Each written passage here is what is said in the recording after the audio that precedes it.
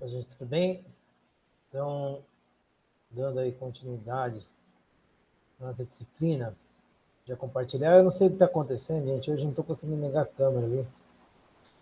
Tive uma reunião hoje, já não consegui ligar, ficou assim. Mas a aula de hoje é bem curta, né? Acho que para finalizar aí o conteúdo, eu vou dar só mais essa parte das emérias e a gente já finaliza essa parte dos protozoários.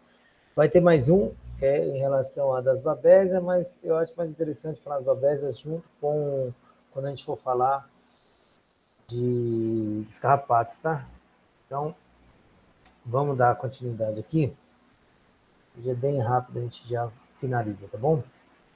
Então, gente, a gente vai falar agora de uma espécie que tem uma grande importância zootécnica, que são as emérias. Sobretudo para a avicultura. A avicultura era bastante acometida. Esse gênero, né, as espécies que compõem, eles causam uma grande perda econômica, que elas são responsáveis por causar aquela... Elas são das grandes responsáveis pelas doenças do trato digestivo que a gente tem em aves. Essa é um dos mais comuns, claro, tem os eumintes também, mas em termos dos protozoários, essa é a principal e ela é uma das grandes responsáveis.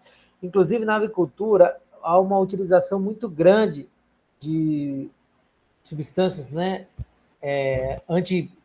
anticocídios para controlar essas espécies. Então, assim, o tratamento também é complicado, porque a gente já usa uma dose muito elevada de antiparasitário para controlar essas espécies. Então, na produção, e muitas vezes já é frequente a utilização dessas drogas como profilático bem entre aspas, porque você está tratando, você está matando essas espécies, você está matando aquele esquema. A gente elimina os susceptíveis e vai ficando os resistentes. Então, a maioria das vezes, quando ocorre uma enfermidade que acomete lote, muitas vezes é muito difícil o controle. Tá? O controle não, o tratamento. Né? Então, é uma espécie que vai acometer as criptas das virosidades intestinais. Então, isso aqui que vocês estão observando. Então, elas vão acometer, elas vão se penetrar nessas células, se multiplicam e rompem. Quando elas rompem, elas expõem, porque essas células endoteliais, que são os enterócitos, eles são a camada de proteção do intestino. Então, se a gente remove essas, a gente expõe a mucosa. Assim, então, gente, dando continuidade, só lembrando que os protozoários, então, eles, dependendo da sua atividade biológica, eles tinham algumas formas. Então, uma forma ativa, o trofozoítos, é o protozoário quando ele está na sua forma ativa, que ele vai se alimentar, mesmo infectar outros hospedeiros. Ele tem a forma de cisto, que pode ser um oocisto, então, que é uma forma de resistência que está no meio, e a formação de gametas. Então, ele, lembrando que ele é uma única célula, então ele não vai produzir o gameta. Ele vira o gameta. Então, tanto o macro quanto o microgameta são correspondentes. O microgameta como se fosse o espermatozoide, e o macrogameta como se fosse o óvulo. Então, essas três partes ativas, só que é claro que vai ter, isso é para maneira geral para os protozoários, mas agora para cá a gente vai ter algumas nomenclaturas. Então, fica desesperado porque é bem simples. Então, a principal espécie, a principal família que a gente tem é Emeridae. Então, os conceitos básicos, a gente tem, dentro dessa família, a gente tem uns 16 gêneros. E dentro desses gêneros, a gente tem mais de 1.000 espécies.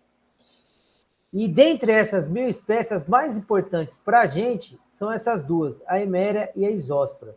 A gente tem essas Cistosóspora também, que é uma outra nomenclatura, mas a principal mesmo são as Emérias. E a gente encontra esse formato aqui é um esporozoítos. A gente vai ver bastante nome, são 3 nomes que vocês vão ter que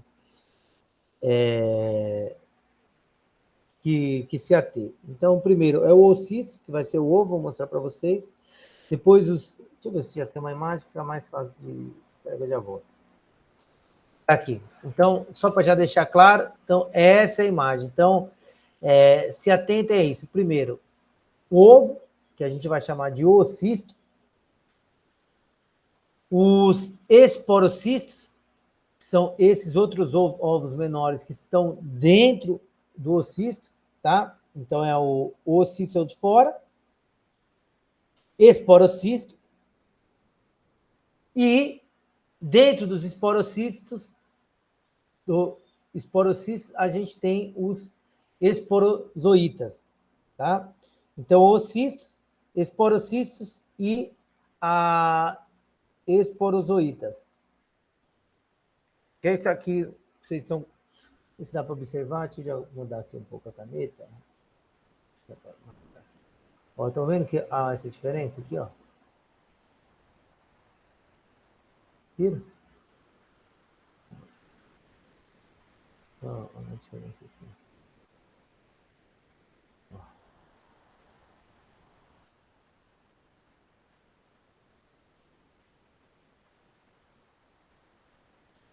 Então, a gente tem o ovo inteiro. É um oocisto. Dentro do ovo, a gente vai ter os esporocistos, que são esses ovos menores aqui. E dentro desses ovos menores, a gente vai ter os esporozoítas. Esses esporozoítas é a forma infectante, e é essa forma que vocês estão vendo. Essa é a célula em si. Tudo bem? Olha lá, mitocôndria, núcleo, complexo de Golgi. Ou seja, então dentro do ovo de Eméria, a gente tem o quê?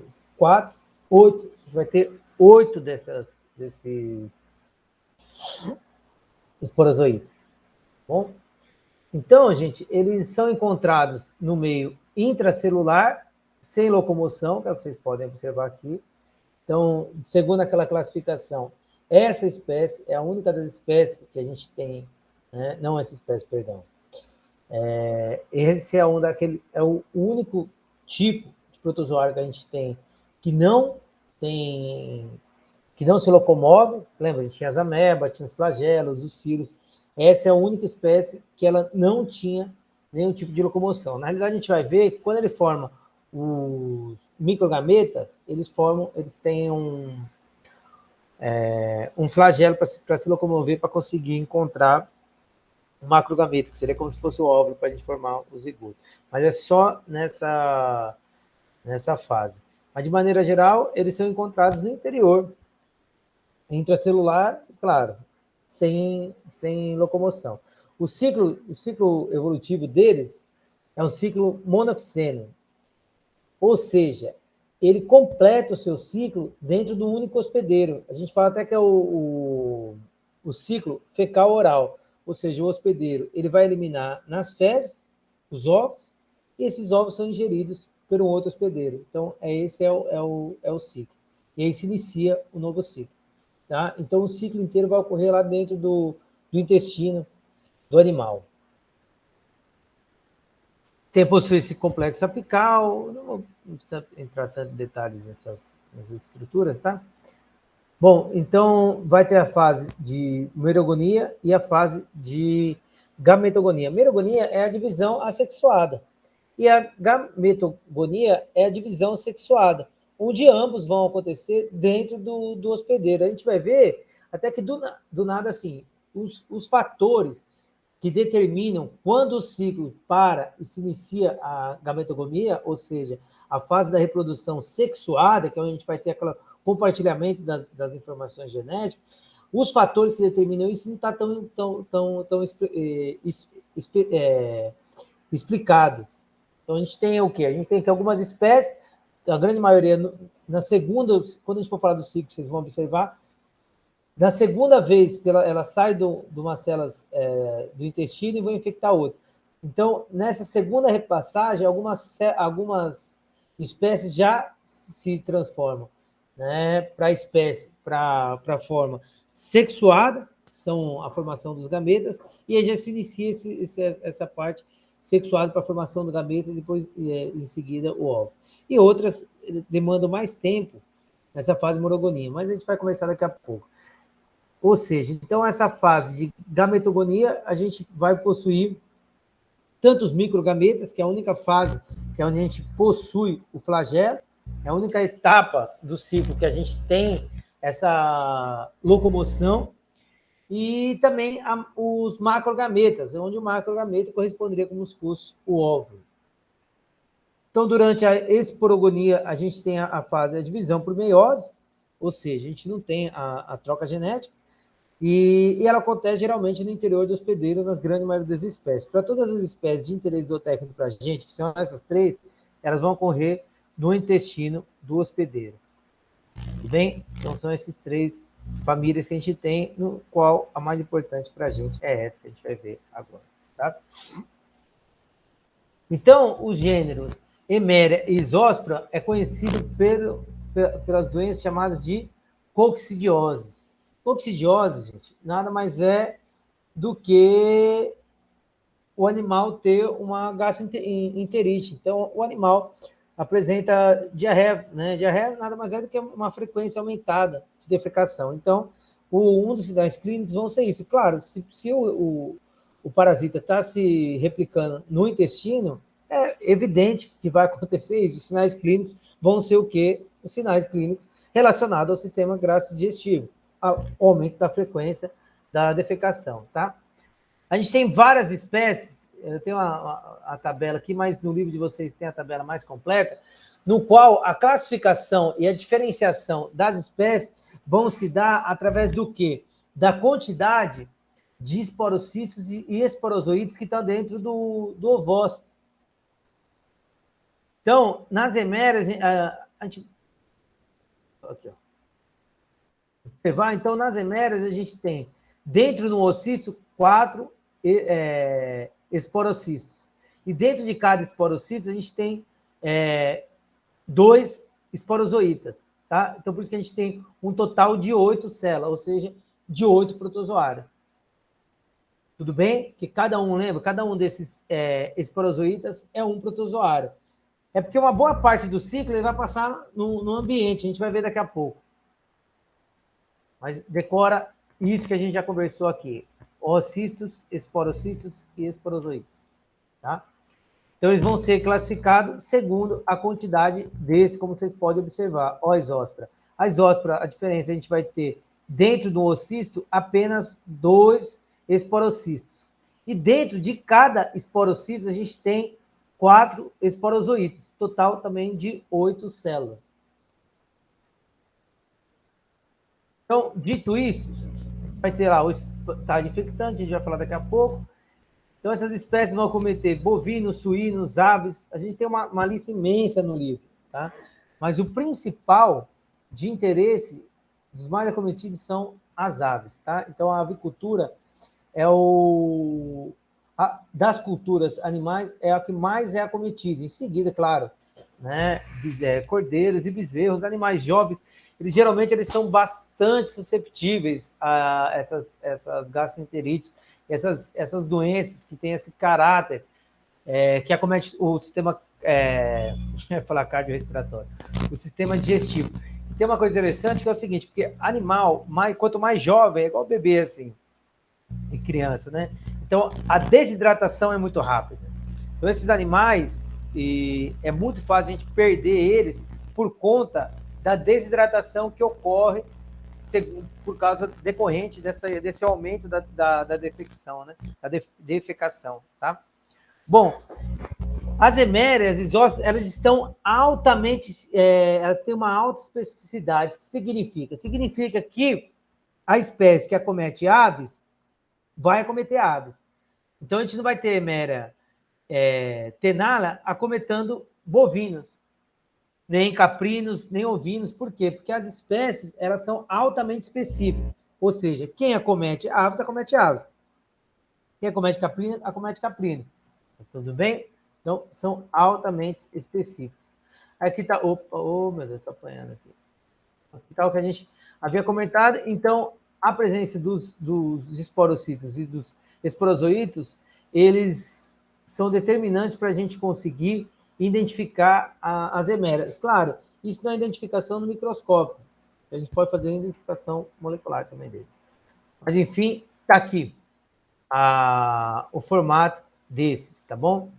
Então, se a gente observar, olha lá, as emérias, 4 esporocistos por ovócito. Então, ó, 1, 2, 3, 4. Observar aqui, então, 1, 2, 3, 4, tá? E os isósporos, então, a gente tem apenas 2, que a gente não tem nenhum exemplo dele aqui. Não, também tem 4. Mas, enfim, então aqui seria como se tivesse 2, e dentro desse esporocisto, a gente teria, dentro de cada um, em vez de ter 2, a gente teria 4 esporozoítas, que é a célula em si. Tá? Parte infectante. Então, vamos lá. Aqueles mesmos nomes que a gente viu no começo, mas dando nome aqui em relação a esses 2 gêneros. Então, a gente tem o cisto esporulado, que é essa estrutura, tá? Que vai ser a estrutura infectante. Então, é nessa fase que ocorre a diferenciação, e daí o animal vai ingerir, após ingerir esse cisto esporulado, a gente vai ter o rompimento e a formação dos merozoítas e dos trofozoítas. Esses 2 vão ocorrer já dentro do enterócito. A gente vai ver daqui a pouco. Então, eles são pequenas hemérias. E, em seguida, a gente vai ter o quê? A formação, a parte da reprodução sexuada, onde a gente tem formação do macrogametócitos e do microgametócito. Então, a estrutura, a forma sexuada, que corresponde como se fosse, né, um espermatozoide, e a fase assexuada, que corresponderia como se fosse um óvulo, tá bom? Então, tá.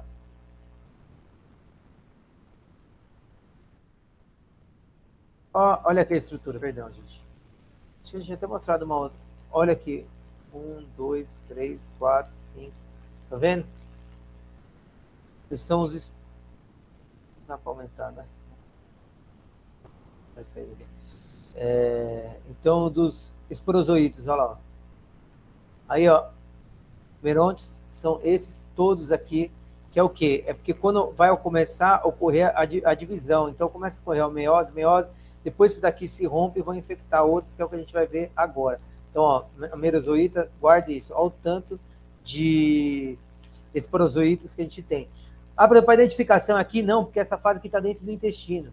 Tá? A identificação a gente pega quando já está fora do intestino. Então, no formato de ocistos. Então, a gente está falando do ocisto agora. Tudo bem? Então, quanto ao ciclo biológico, vamos lá, vamos começar por aqui, tá? Então, a gente tem o quê? Primeiro, vamos começar assim, o ovo já no meio ambiente. Então, o animal, ele eliminou o ovo pelas fezes. Quando elimina o ovo pelas fezes, vai eliminar nessa forma de ocisto, que é como um cisto, né? Então, a gente tinha conversado, essa é a forma de resistência. Então, a gente tem uma camada espessa, tá? Ele está numa forma inativa, e ele vai ficar lá no meio. Quando ocorre um ambiente propício para a ativação dos ocistos, para que comece a ocorrer a esporulação é que primeiro a gente vai ter uma divisão do núcleo, e ele já sofre meiose, formando 4 estruturas, essas daqui, que são os 4 esporocistos, tá bom? Quando que ele vai iniciar esse processo de divisão? Quando ocorrer, quando tiver uma capacitação para os seus terminais receptivos, dele identificar que tem o quê? Uma alta umidade e uma alta temperatura, uma temperatura de mais de 27 graus. Então, daí ocorre a meiose e a divisão. Após acontecer isso, essa meiose e essa divisão, esse ossício ele está ativado. Quando ele está ativado, ele vai ser ingerido, né? Que é aí que entra a forma do ossício esporulado, que também, né, ele vai ser ingerido nessa forma dos esporozoítas. Então, ele vai ser ingerido, tá? Após ele ser ingerido, ele vai ser quebrado pelas próprias, tanto ativação interna, quanto, né, a ação da tripsina, dos sais biliares e tal, e vai ocorrer lá no intestino a quebra. Então, no primeiro momento, a quebra mecânica, né, e em seguida a quebra química, e junto com as enzimas. Então, aí a gente vai ter a liberação. A hora que tem a liberação desses esporozoítos, que se multiplicaram desses esporocistos, a gente vai ter os trofozoítos. Os trofozoítos, então, eles vão penetrar, após ter o rompimento dos esporozoítos, né, que é a forma maturada dos esporocistos, a gente vai ter esse rompimento e os trofozoítos, eles vão invadir as células intestinais. Quando eles invadem as células intestinais, ele recebe esse nome de trofozoito. Aí os trofozoitos vão se aglutinar e eles começam a se dividir. Foi o que a gente tinha visto aqui, ó. Estou vendo? Então, uma fase que ainda não está em divisão, tá? Que não se maturou, né? Até ele começar a se desenvolver. Então, eles vão se desenvolvendo e aí a gente chama de meronte de primeiro estágio. O meronte é todo como se fosse esse ovo aqui, com um monte de trofozoitos aqui dentro. E aí, em seguida, ocorre o de trofozoito, perdão, de merozoítas. Então, em seguida, vai ocorrer o rompimento desses merontes e essas merozoítas vão infectar o quê? Outras células intestinais. E aqui vocês estão vendo que está aumentando a infecção. Então, no primeiro momento, infectou um, depois esse um vai se multiplicar até ele vai lá e imagina, cada um desses vai infectando um. Então, a gente vai ter um grande comprometimento das células das vilosidades, tá? Em seguida, a gente pode ter um segundo estágio de replicação, de formação dos merontes, onde, claro, se tiver, imagine que agora onde tinha cada um desses, vai ter outra formação e mais milhões liberados. Aí, claro, isso a gente vai ter uma grande quantidade de células comprometidas.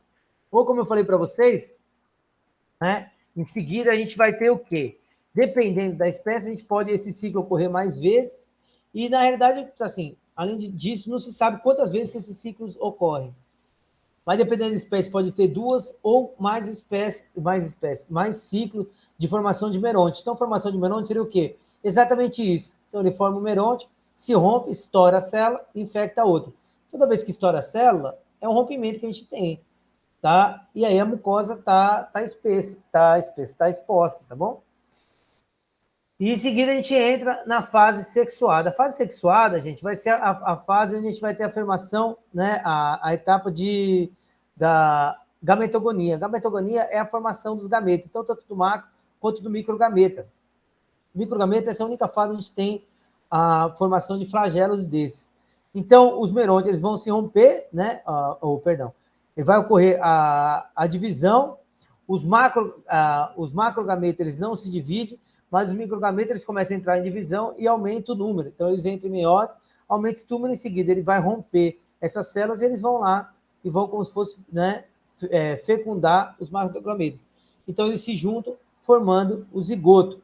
Aí o zigoto vai ocorrendo o desenvolvimento, a formação das estruturas das paredes até ele ser eliminado nas fezes, tá bom? Então, claro, gente, como eu falei para vocês, qual que é o sinal clínico? Bom, o sinal clínico, a gente está tendo o quê? Na patologia? Uma destruição das células intestinais. Consequentemente, claro que você vai ter uma diarreia sanguinolenta. A gente está rompendo aquelas células, expondo os vasos, aí vai sair o sangue. Tá? Claro que a gente vai ter uma baixa absorção alimentar, porque a gente está rompendo os enterócitos. São os enterócitos que são responsáveis por fazer a captura do alimento, né? A absorção. A gente vai ter uma redução no primeiro momento do peristaltismo, em seguida um aumento, até por isso que a gente tem a diarreia. Claro, gente, a gente está expondo a mucosa, né? A gente está arrancando o endotélio, a gente expõe a mucosa, esse contínuo, consequentemente, o intestino está cheio de bactérias, a gente vai ter o quê? Uma penetração das bactérias e, consequentemente, uma infecção secundária.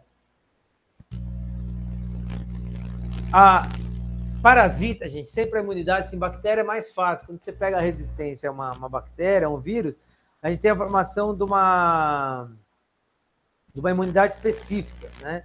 Então, a gente consegue garantir a imunidade e o animal não fica mais doente por causa daquela espécie. Claro que ela sofre muita mutação e tal, mas a gente tem uma formação de anticorpo, tudo. Já para parasita, essa imunidade é muito mais complicada. Então, é bem difícil. O animal que ele se infecta com essas doenças, é bem provável que ele acabe se contaminando novamente. Claro, se o ambiente for favorável, né? Que é o que a gente vai falar daqui a pouco. Que basicamente é a questão de higiene. Então, é difícil a gente ter essa imunidade específica, tá bom? Bom, então, os sinais clínicos, diminuição da resistência orgânica, então, essa infecção bacteriana secundária aparecendo, né? A gente está tendo uma diminuição, perda de peso, claro, não estou tendo a conversão alimentar, não estou tendo diarreia, o animal não está se alimentando direito, e o que ele está comendo está indo parasita, e as áreas em comum ocorre uma mortalidade de 100% devido às infecções secundárias. Porque assim, a gente utiliza muito antimicrobiano, antiparasitário e também antimicrobiano, né? E aves, como é doença em lote, depois que pega, é mais difícil o controle, tá bom? Bom, gente, diagnóstico, anamnese, exames de fezes, a gente vai fazer essa prática, tá? De oocisto. Então, após a gente terminar o... A gente poderia depois até marcar uma aula com vocês para a gente conversar, se vocês fazem a prova, se a gente já faz uma aula prática, tá? Que eu pretendo encerrar o conteúdo da primeira prova aqui. Então, a gente vai fazer essa técnica é bem facinha de flutuação. E, gente, assim, não só para a eméria, mas para os euminta, que são os vermes verdadeiros, o pessoal ganha uma grana dando diagnóstico. E você só precisa do microscópio. E se for quantificado, uma câmera, que... Eu vou falar câmera de Bauer. Mas... fugiu o nome da câmera agora, ó. Mas a gente tem um monte. E assim, uma câmera bem barata. Qual que é o nome dessa câmera? Deixa eu ver se tem aqui.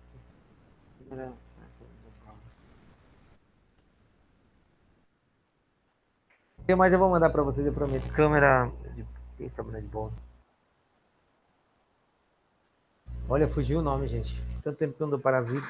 Mas, enfim, a gente tem, então, e é muito barato, e é muito simples de fazer a técnica, tá? E, cara, a necrópsia do intestino, mas depois que o animal já morreu. Mas quando vocês podem observar, assim, tanto a anamnese quanto a necrópsia, elas não são específicas, porque, né, a gente tem outras lesões, a não ser que você identifique o oocisto, nem daquele jeito. Mas o mais fácil é o exame de fezes. A gente tem o PCR também, mas que é muito, muito mais caro. O mais barato é esse exame de fezes, que é o mais barato e o mais rápido de fazer. Tá bom? Perdão, mecanismo de transmissão. Olha, já tinha ido para o diagnóstico. Mecanismo de transmissão, gente. Mecanismo de transmissão, basicamente, é higiene. Então, claro, se o negócio está nas fezes, se o parasita está nas fezes, se você não retira as fezes, esse parasita vai contaminar o seu ambiente. E depois o hospedeiro pode ingerir. Além disso, não só a cama, o local, mas também a água. Então, em bebedouro, em pequenas represas, onde, sobretudo na seca, né, onde a gente não tem um fluxo de água, e aí as fezes vão lá, né, a gente vai ter a deposição das fezes, esse parasita vai estar na água, a hora que o animal beber, ele vai ingerir, vai romper o esporocístos, e aí a gente tem o ciclo dentro do hospedeiro. Então, basicamente, gente, prevenção, higiene. Tá? Vou falar daqui a pouco. Bom, então, mecanismo de controle, o bom manejo, a higiene. O emprego de coccidiostático, que é na ação e na água, gente, isso é bastante complicado. Sabe por quê? Assim, eu coloquei isso aqui, porque às vezes traz um livro nos trabalhos, justamente porque a resistência que eu coloquei para vocês. Então, no primeiro momento, todos os susceptíveis morrem, depois a gente só tem os resistentes, ó. Aí essa estratégia porcaria aqui vai pro ralo, tá bom?